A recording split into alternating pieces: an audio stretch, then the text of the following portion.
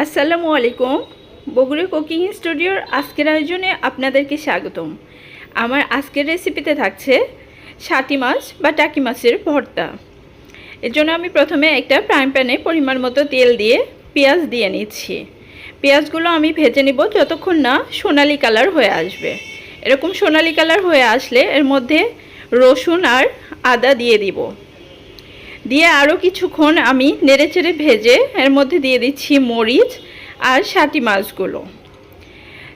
মাছগুলো সেদ্ধ হওয়ার জন্য দিয়ে দিচ্ছি পানি, লবণ আর হলুদ।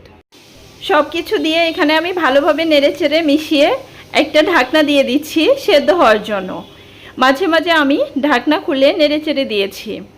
এত পর্যায়ে মাছগুলো আমার সেদ্ধ হয়ে গেছে। এরকম মাছের মাঝখান থেকে যে বড় কাঁটাটা আছে এটা আমি সরিয়ে ফেলে নিলাম। তারপর আমি খুব ভালোভাবে মাছগুলো নেড়েচেড়ে ভেজে নিচ্ছি।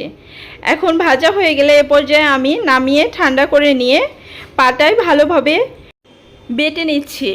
এখন এই তো ভর্তাটা রেডি হয়ে গেল। এই ভর্তাটা গরম ভাতের সাথে জমে যাবে। ধন্যবাদ আমার ভিডিওটি দেখার জন্য।